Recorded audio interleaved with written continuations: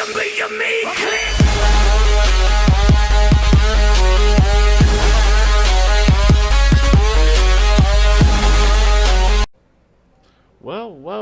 welcome back to BVPN, our Ghost Schools, goblins, and everyone else that's out there, and welcome back to round 2 of the Season 9 NAS Division, Core Division. So, we have finally concluded here on day 5 with the White Kniggets Chaos Dwarves getting a 2-0 win over the Norse, the X-Men Woodies getting the 3-1 win over the Vampires, and Bone Tears United finishing out and taking the 1-0 grinder win against GFX Orcs. So with all 5 days played, let's go ahead and look at the leaderboards. And my predictions pretty much came true. Wood Elves taking the #1 spot out of the Core Division, 2 Chaos Dwarves, White Kniggets, and Bone Tears taking 2, 3 respectively, and then Norse coming out with 4. Vampires and Orcs are out. They are not going to the playoffs. They do not pass Go.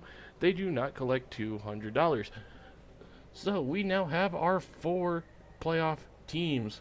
So let's go ahead and go look at these 4 teams and see how they're going to be doing going in. So first up, Axeman, the #1 team in the Core Division, who's going to be, if he gets the #1 seed, is going to be playing the Ogres. Yes, you heard that right.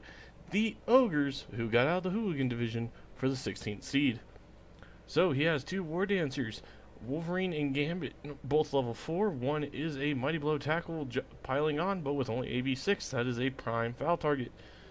The other one, level 4, with Strip Ball, Tackle, and Juggernaut. He is your cage breaker, but he has a niggle, so once that armor breaks, he possibly could lose them. Then he has a catcher, level 3. He has sprint, he has movement, and he has sure feet. He is the natural one-turner. No blocks, so if anyone has block or tackle, gets this guy and kill him quick to stop those 1-turns.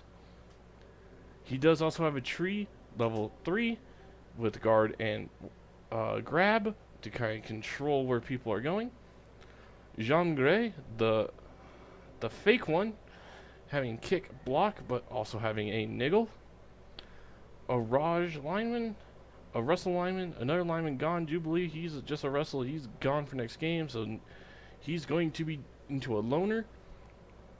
2 AG5s, one with Russell, one with Dodge, and a passer. So, this is a Wood Elf team. It only comes down to these 2 players right here. This guy's a big help. Tree with that center line. But facing Ogre's first round, it's going to be hard for him to, I don't know, really get around, as it only takes 1 ogre to tie up a treeman. After that, he gets 5 ogres that if they roll POWs, he could be seeing a lot of hurt, especially if he lets these 2 get hit. These 2 get hit, I don't see him going very far. If he has to replace one of these guys, it's over. But he is the favorite out of the Core Division. Favorite besides these guys. The White Kniggets from Dr. Helix, the Chaos Dwarves. Though he is missing 4 Hobgoblins for next game. Talk about having to pay for that win. Even his kicker getting an AB minus, but I mean, he's the kicker. His job is just to kick the ball, so I guess that's not really a big deal, honestly. He does take guard on Sir Lancelot, so now he has 5 guard. King Arthur just missing that 1 SSP to kind of finish it out. He takes break tackle on the Bull Centaur, level 3, but he now has a level 4 with AG3 block and tackle. So, I mean, it's a Chaos Dwarf, all this guard. He is set to take on basically anyone that's thrown his way, outside maybe a very, very developed Orc or Nurgle Chaos team. Coming up at third was the Bone Chewers United, also Chaos Dwarfs, coached by Hogstench. He also has 2 level 3 Bull Centaurs, though both are break tackle block. He has 1 that is just leveled, he has yet to decide. A guard strength up, which is extremely nice. Guard, mighty blow, and guard. I'm guessing this is probably going to be more guard, just kind of control. Sure hands block hobgoblin, so this is sure ball handler, dirty player, and kick. So I mean, he has all the basics here. Probably get 1 more dirty player hobgoblin there for some more fouls. 3 rerolls, 1 apothecary. He's set. He's good to go. He's up there with Helix now. We're going to see how these two teams come out in the playoffs. Then we have the Norse rounding it all out. The Asgard Agronauts. There it is. So we do see he does not have a lot of levels, but being an AV7 team, that's gonna be the way of it. Only a block Wolf Runner, tackle lineman, AV up lineman, a Berserker with strength up Mighty Blow, the other Berserker with Mighty Blow, tackle lineman, and a Yeti with Mild Blow Claw. Honestly, with this little amount of skills, especially versus the people I'm seeing coming into the playoffs, I do not see him going very far without a lot more tackle, maybe a bit more dodge. I don't see him having the skills here to maybe get past the first. I can see him getting past the first round, but if he goes past that, it's going to be a hell of a Cinderella story with, honestly, a very woefully underdeveloped team going into the playoffs.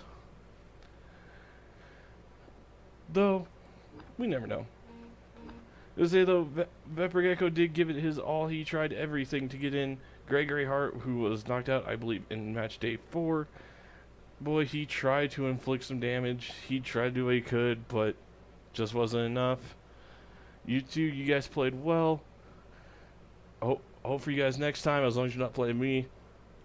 If you're playing me, I hope Nuff will just hate you, because, well, I'd rather win. No offense. But love you guys. If I had to pick the winners coming out of this, I would say the ones that would go the farthest are, it's going to be hard to call. Honestly, Superfed's a great coach. Wood Elves, with their well-known Elf BS, I see them going very far in the playoffs, probably maybe win it all. Unless, I know, I could just see Helix or Hogcinch also winning it all with those Chaos Dwarves, because they are dwarves, they're hard to hurt, and with just all that guard, they can control the pitch extremely well. So we'll see what happens as we go in.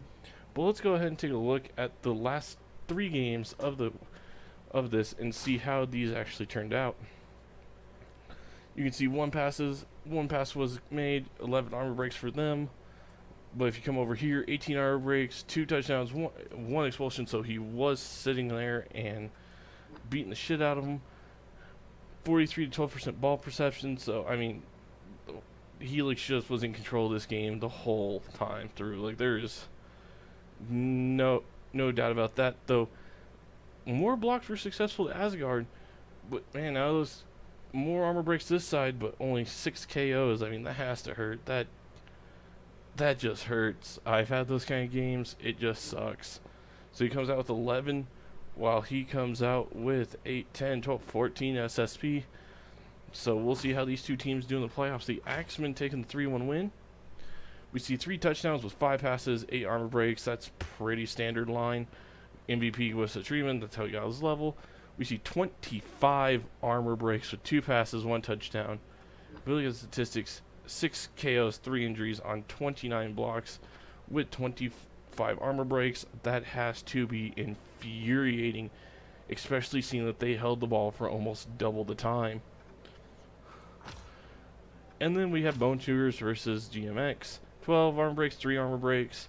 It looks like the Dwarves just completely dominated the front line, controlled all the blocks, with almost 10 more blocks than the other.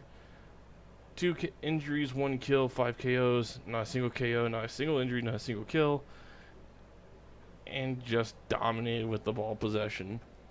And that wraps up the core division. We will see you guys next time as the playoffs kick off, and I hope to see you guys next time, and look out for a live cast of the championships when those come around. Until next time, I'm Ace Pilot.